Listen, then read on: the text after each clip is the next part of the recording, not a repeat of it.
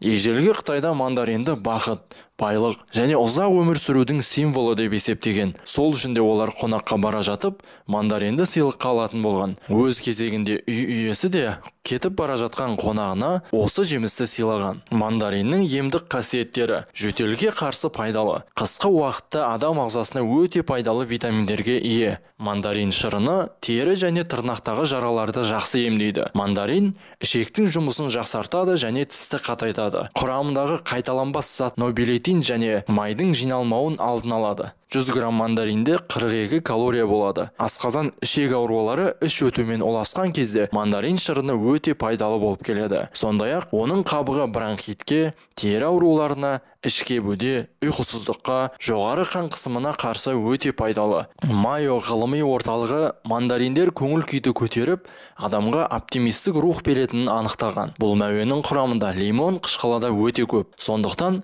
мандарин адамдарды көптеген зиянды бактериялардан қорғайды дейді. Ал енді мандариннің зияны жайлы да айта кетейік. Сіз жаңа жыл мерекесі жайлы естіген кезіңізде ойыңызға бірінші не келеді? Отбасымен дастархан басында жиналу, мерекені күту, демалыс және оливье салаты мен мандарин. Қыс жақындаған кезде мандарин елімізде ең көп тұтынатын жеміске айналады. Иммунитетті көтеріп, ағзадағы токсинді заттардың шығуына ықпал етеді. Оның үстіне жеген адамның көңіл күйі де көтеріле түседі. Хош иісін айтсаңызшы. Дегенмен біздің сүйікті жемісіміздің денсаулыққа кері әсерінде беретін тұстары да бар. Суық күнде денсаулығымыз әлсірей түседі. Бойымызға күш-қуат жинап, көбірек витамин алу үшін жеміс-жидектің дастархан басында тұрғаны дұрыс. Мандариннің құрамында калория аз. Оның үстіне С витаминіне бай. Диетолог дәрігерлер күніне 4 мандариннен жеуге кеңес береді. Алайда цитрусқа аллергиясы бар адамдарға мандарин жеуге болмайды. Сондай-ақ мандаринді аш қарынға жеу денсаулыққа зиян келтіретінін ұмытпаңыз. Мандарин кешкі ас кезінде не ұйықтар алдында жегеннен гөрі таңертең немесе түсте тұтынған абзал. Жемес бұрын жылы суға бір шайып алуға да кеңес береміз. Өйткені жеміс ұзақ сақталу үшін түрлі химикаттармен өңделген болуы мүмкін. Мандариннің қабығы да пайдалы. Онда антиоксидант көп болады. Ал цитрусты бөліктерге бөліп тұратын ақ талшықтарының құрамында қабынуға қарсы мықты әсер ететін лаваноид пен нобителин бар. Дегенмен әр нәрсенің өзінің шегі бар. Мандаринді көп жесеңіз, аллергиялық реакция өршіп, қарынның ісінуіне, асқазан ішек жолындағы созылмалы аурулардың асқынуына әкеп соғады. Сіздермен болған керек арнасы, біздің арнаны қарай жүріңіздер.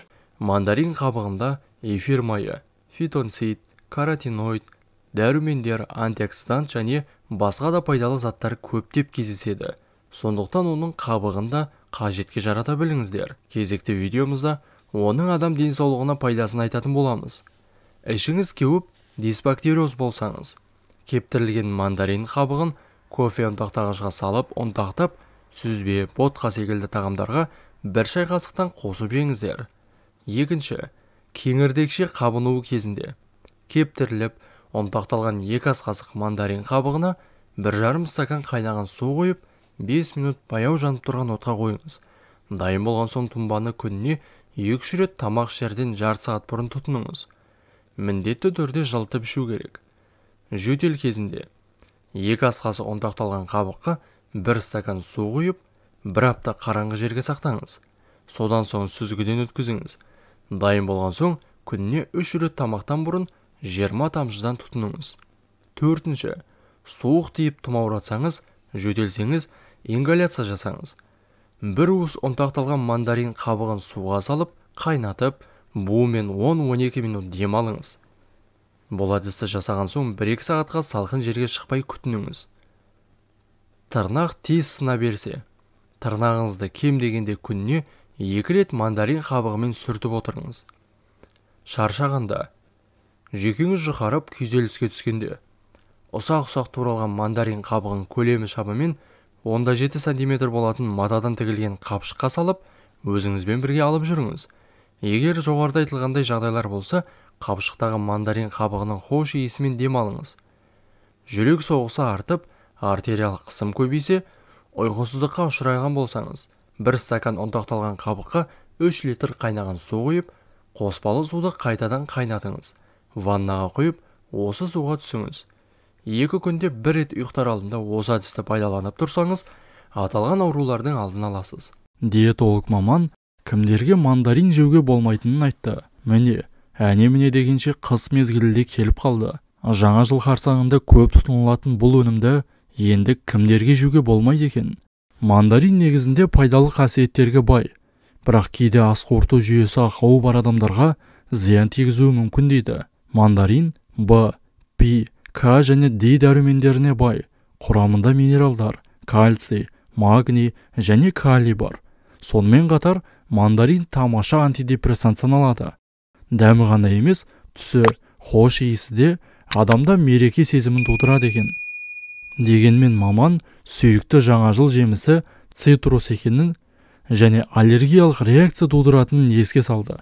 Сондай-ақ мандаринді артық жеуге болмайды және оны 2-3 жасқа дейінгі балаларға беруде қажет емес дейді. Ас қорыту жүйесі аурулары, гастрит, колит, асқазан жарасы, сондай-ақ ұйқы безі мен өт қабында проблемалары бар адамдарға қышқыл жемістер ұсынылмайды дейді диетолог. Мандарин қабығы қорылдауды қойдырады. Оқиға: былтыр жолдасымның қолына ақтақтар шыға бастады. Естіген білген амалдар көмектеспеген соң, бір кітаптан оқығаным бойынша 250 грамм күріш сірке суына 100 грамм қарағай ұрығын шылап қойып, 2 күннен кейін күніне 3 реттен ақтаңлақ орнына жағып жүрдік. Дақ кішірейіп, қоңырқай тарта бастағанда мандарин талқанына жарты ас қасық күнжіт майын араластырып жақтық. Сонда әлгі ақтақтан ізде қалған жоқ дейді. Жолдасының түнде қатты қорылдайтын әдеті бар еді. Ондайда даусы келесі бөлмеге дейін жететін. Ұйқыны бұзған бұл әдеттен құтылудың әдісін таптым. Ұйықтар алдында мандарин қабығынан бір кезек ауызға салып, 15 минуттан соң түкіріп тастаңыз. Осылай 3-5 рет жасасаңыз, түнгі ұйқыда қорылдамайсыз, әрі тіс қайрамайтын боласыз. Желтоқсан айында мандарин ең танымал жемістердің бірі болып табылады. Өйткені олардың иісі мен дәмі жаңа жылмен қатты байланысты. Мандарин жеуден бас тарту өте қиын, бірақ мандаринді жағымды дәмі мен хош иісі үшін ғана емес, сонымен қатар көптеген пайдалы қасиеттері үшін де бағалауға болады. Қазір олардың кейбіреулерін айтатын боламыз. Калория мөлшері төмен. 100 грамм мандаринде тек 38 килокалория, су мен тағамдық талшықтардың көп мөлшері бар. Сондықтан сіз бұл жемістерді өте көп мөлшерде жей аласыз. Ас қорытуды жақсартады. Мандариннің құрамында талшықтың көп мөлшері ас қорытуды жақсартуға көмектеседі. Мандариндер сонымен қатар тәбетті қоздырады. Жемісті тамақтан кейін жеп қойсаңыз да болады. Цитрус жемістеріндегі тағы бір маңызды зат пектиндер.